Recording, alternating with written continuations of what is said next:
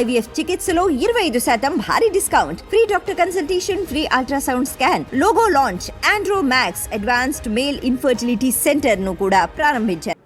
Welcome to PDTV. YCP party అధినేత AP మాజీ CM why Jaganmohan Reddy తనకు ప్రతిపక్ష హోదా కావాలి అంటూ ఏపీ హైకోర్టును ఆశ్రయించడం అందరికీ తెలిసిన విషయమే. అంతకంటే ముందుగా ఏపీ అసెంబ్లీ స్పీకర్కు వై జగన్మోహన్ రెడ్డి ఒక లేఖనైతే రాయడం జరిగింది.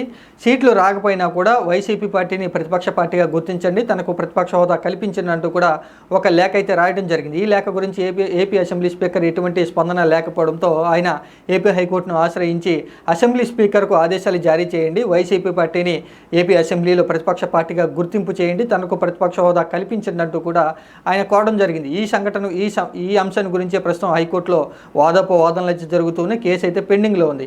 ఇలాంటి నేపథ్యంలోనే ఏపీ మాజీ స్పీకర్ అయినటువంటి తమ్మినేని సీతారాం వై జగన్మోహన్ రెడ్డికి వైసీపీ పార్టీకి ప్రతిపక్ష హోదా గురించి కొన్ని కీలకమైనటువంటి కామెంట్స్ అయితే చేయడం జరిగింది. వైసీపీ పార్టీకి ప్రతిపక్ష హోదా ఇచ్చేటువంటి అవకాశం అసెంబ్లీ స్పీకర్ చేతుల్లోనే ఉంటుంది. అసెంబ్లీ స్పీకర్ ఏమీ సమాధానం చెప్పకపోవడంతోనే వై జగన్మోహన్ రెడ్డి ఏపీ హైకోర్టును ఆశ్రయించారు. కాబట్టి సభలో అధికారం లేనటువంటి పార్టీ రెండే పార్టీలు మిగిలినప్పుడు ఖచ్చితంగా అధికారం లేనటువంటి పార్టీకి ప్రతిపక్ష హోదా కల్పించాలంటూ కూడా రాజ్యాంగం కూడా ఇదే చెబుతూ ఉంది. కాబట్టి వైసీపీ పార్టీకి ప్రతిపక్ష హోదా కల్పించాలి అంటూ తమ్మినేని సీతారాం అయితే స్పష్టం చేయడం జరిగింది.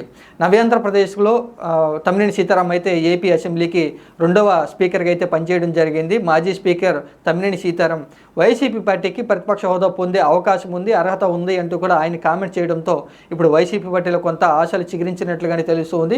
సాంకేతికంగా వైసీపీ పార్టీకి ప్రతిపక్ష హోదా వచ్చే అవకాశం లేదంటూ కూడా ఏపీలో అధికారంలో ఉన్నటువంటి ఎన్డీఏ కూటమి అయితే చెప్తూ ఉంది. మొత్తంగా తెలుగుదేశం, జనసేన, బీజేపీ ఈ మూడు పార్టీలు కలిసి వైసీపీ పార్టీ ప్రతిపక్ష హోదా లేదు, కేవలం 11 సీట్లే గెలుచుకుంది, ప్రతిపక్ష హోదా రావాలంటే ఖచ్చితంగా 18 సీట్లు గెలుచుకోవాలి, కాబట్టి వైసీపీ పార్టీకి ప్రతిపక్షం దక్కదంటూ అధికార పార్టీలు అయితే చెప్తున్నాయి.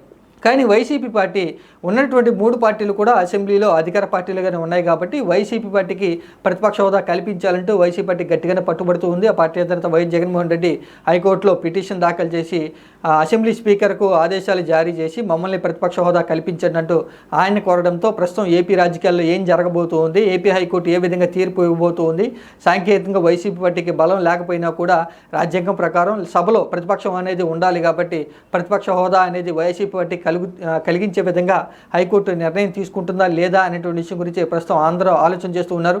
ఇటు ఏపీ మాజీ స్పీకర్ అయినటువంటి తమ్మినేని సీతారాం కూడా సభలో ప్రతిపక్షం కూడా ఉండాలి, అది వైసీపీ పార్టీకి చెల్లుతుంది, కాబట్టి వైసీపీ పార్టీకి దక్కాలి అంటూ కూడా ఆయన కోరడం అనేది ప్రస్తుతం చర్చనీయాంశంగా మారింది.